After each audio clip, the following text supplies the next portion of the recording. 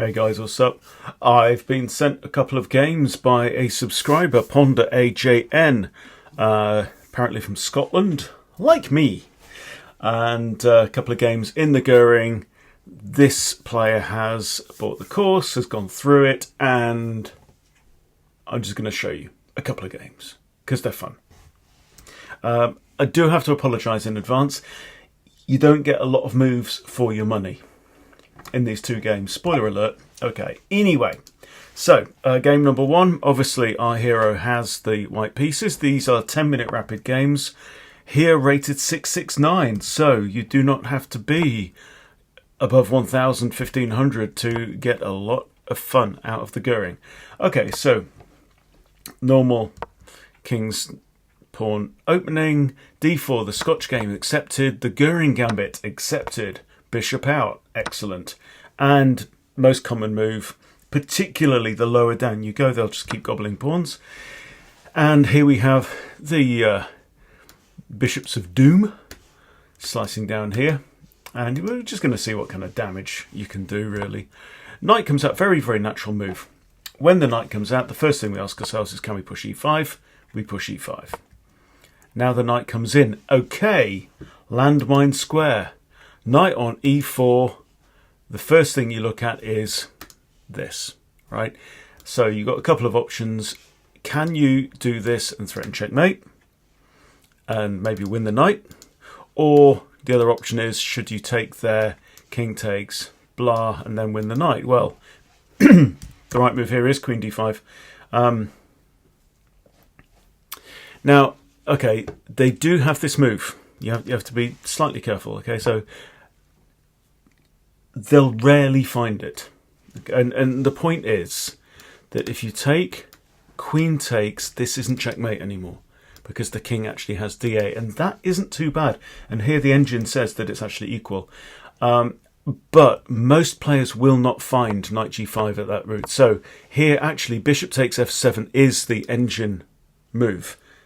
It's more than +1 in white's favour, although we're down 2 pawns. But in practice, this is, at the lower levels, definitely better move. So here you can just take and bring out the queen, do this, and then the king will have to go to d8. And actually, like we say, black's not too bad. You'd castle and play on. Here, our hero brings the bishop back to c1, which isn't ideal because now black can kind of get out of jail a little bit. You probably recapture with a queen. In fact, the engine here says g takes, which is fascinating. But he just simply blunders. He defends the knight. That's not the point. The point is not to defend the knight. The point is that the knight has to defend that square because it's a checkmate threat. So we snatch the knight. Black recaptures, having spent only 45 seconds. Our hero's only spent 28. Okay, and there we go. 29 seconds, and it's all game over. Checkmate. Thank you very much. Okay, there you go. Game number two. Same player. In the 700s right now. Same start. The Scotch accepted. The Goering Gambit accepted. Bishop out. So here it's only... They've only taken the 2 pawns. They've not taken the 3. Okay, knight comes out to f6. First thing we say is, can we push e5 with tempo on the knight? Opponent, white here castles, which is fine, but would have preferred to see that. Okay, bishop c5 is our other typical landmine square, right?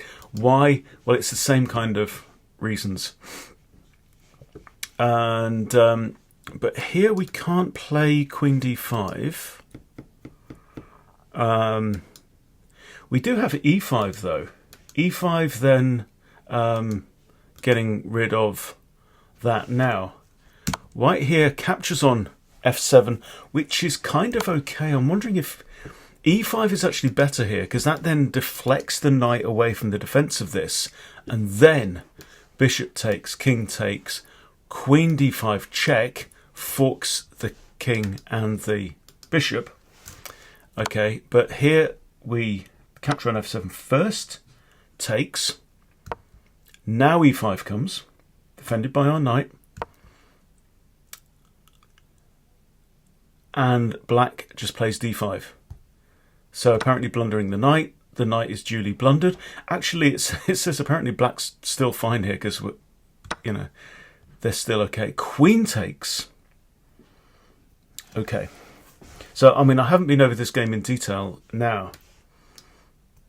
I'd be very tempted to develop there, but actually probably taking, yeah, because I'll be worried about this for sure. So I think we probably take with the knight here.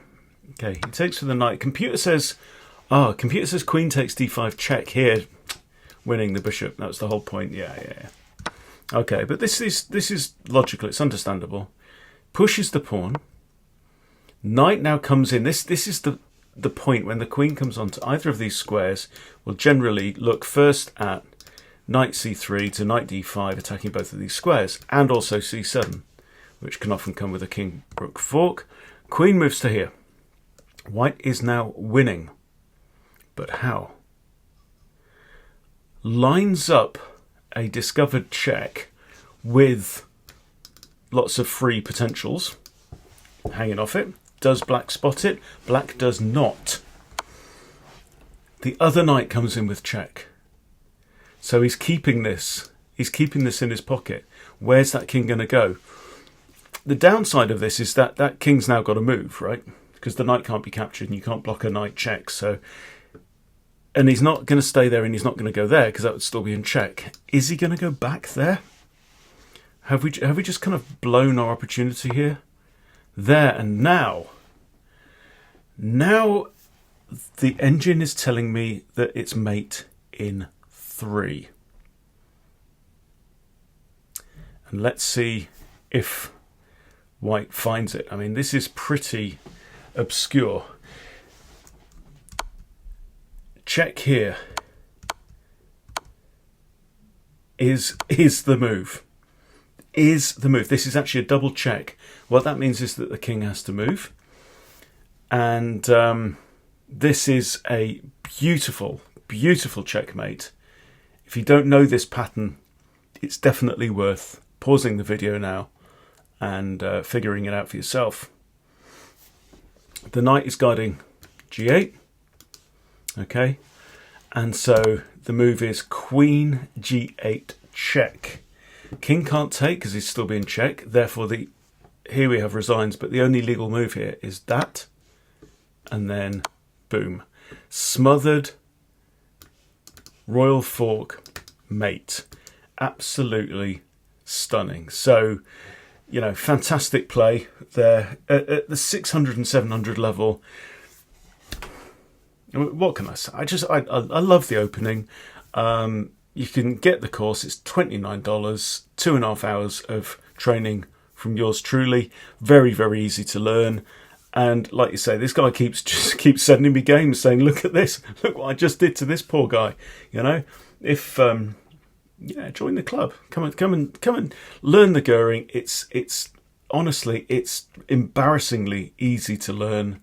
And it is just devastating. And it's devastating, you know, at 2000 you'll still be embarrassing fools with this opening. So I'm a huge fan, as you can tell. Hope you are now a huge fan as well.